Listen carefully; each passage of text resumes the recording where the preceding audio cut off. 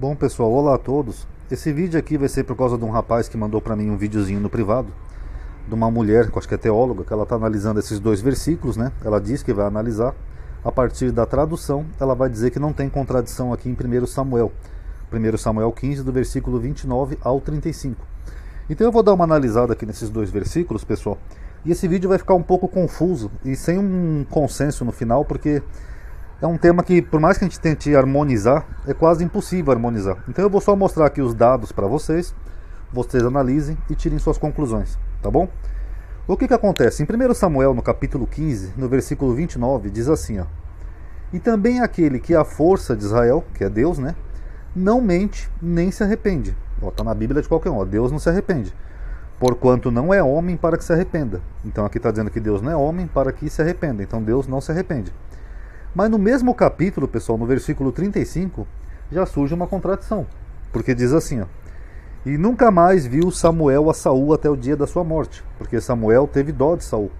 E o Senhor se arrependeu de haver posto Saul como rei de Israel. Então no mesmo capítulo fala que Deus não se arrepende duas vezes, e versículos adiante o Deus se arrependeu de ter posto Saul como rei de Israel. O mesmo termo também aparece aqui em Números 23, 19, que fala assim, ó: Deus não é homem para que minta, e nem filho do homem para que se arrependa. Então está dizendo a mesma coisa. Porventura diria ele não faria, ou falaria e não confirmaria? Bom, se a gente for analisar a tradução, como propõe a teóloga do vídeo, o verbo ali no texto, arrepender-se, é o verbo nahan. Essas letrinhas aqui em hebraico, ó, nun, re e o men, terminando a palavra. Que não é bem o verbo se arrepender. Então é possível a gente entender que aqui o verbo esteja uma tradução equivocada. Porque o termo nahan, ele é lamentar ou consolar. Então poderíamos tentar eliminar essa contradição pela tradução. Ó, amadinha, aqui não é arrepender, é lamentar.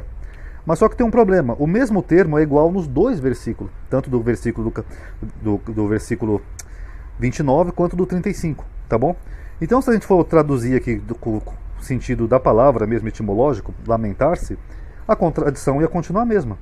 Porque no versículo 29 ia dizer assim, ó: E também aquele que é a força de Israel não mente, nem se lamenta. Portanto, não é homem para que se lamente. Só que aí no versículo 35 ele ia se lamentar do mesmo jeito, ó: E nunca mais viu Samuel a Saul até o dia de sua morte, porque Samuel teve dó de Saul. E o Senhor lamentou de ter posto Saul rei sobre Israel. Então ia continuar a mesma contradição. Que aí no versículo 29 ia dizer que ele não se lamenta, e no 35 ele já se lamenta. E é o mesmo termo que aparece também aqui em Gênesis 6,6, ó: Então arrependeu-se o Senhor de haver feito o homem sobre a terra, e pesou-lhe o seu coração.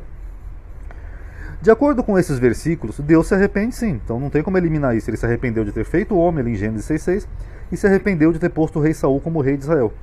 Mas em outros versículos que aparecem a mesma palavra, nós teremos uma problemática. Por quê? Porque aí sim seria um erro de tradução.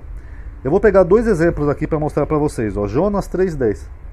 E viu Deus as obras deles, como se converteram do seu mau caminho. E Deus se arrependeu do mal que tinha anunciado que lhes faria, e não fez. E Jeremias 26,13. Agora, pois, melhorai os vossos caminhos e as vossas ações, e ouvi a voz do Senhor vosso Deus, e arrepender-se-á o Senhor do mal que falou contra vós. Qual a problemática aqui, pessoal? A problemática é que aqui o mal que Deus falou, ele falou que ia fazer no futuro, ó. Do mal que Deus lhe falou, ele tinha anunciado que ele lhes faria no futuro, e não o fez. Então não tem como a gente se arrepender de algo que a gente não fez. A palavra arrependimento, tanto em português quanto no hebraico, é você se arrepender de algo que você fez. Poxa, eu menti para minha mãe, eu estou arrependido. Então você fez um ato, aí você se arrependeu daquele ato que você fez. Puxa, eu pequei, traí minha esposa, estou arrependido. Então você traiu sua esposa, teve um ato, então você se arrependeu de ter feito isso. Isso é arrependimento. Agora, não tem como eu me arrepender de algo que eu não fiz. Eu não posso falar assim para vocês, por exemplo: Nossa, eu me arrependo de ser candidato a presidente da República. Eu não sou candidato, eu não fiz esse ato. Então não tem como eu me arrepender de algo que eu não fiz. Vou dar até um exemplo hipotético aqui para vocês. Eu vou usar o Cabo Daciolo como exemplo. Eu coloquei duas frases aqui, ó. O Cabo Daciolo se arrependeu de ter sido candidato a presidente em 2018, porque ele foi candidato a presidente em 2018. A segunda frase: O Cabo Daciolo se arrependeu de ser candidato a presidente esse ano, que realmente esse ano ele não vai ser mais candidato. Qual é o problema dessas duas frases? É que essa segunda frase aqui, ela tem um erro de concordância. Porque não tem como você se arrepender de algo que você não fez. Então o Cabo Daciolo não tem como ele se arrepender de ser candidato a presidente esse ano. Na verdade, ele desistiu. Ele desistiu de ser candidato. Então a frase correta seria assim, ó: o Cabo Daciolo desistiu, não se arrependeu, mas desistiu de ser candidato este ano. E aos mesmos termos, tá, pessoal?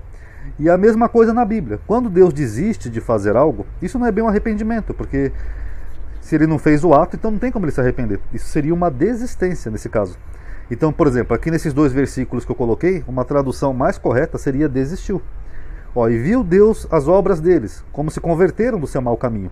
E Deus desistiu, aí faz mais sentido, do mal que tinha anunciado que lhes faria, e não fez. Então Deus anunciou que ia fazer o mal, eles se arrependeram, e Deus desistiu de fazer aquele mal, e não se arrependeu.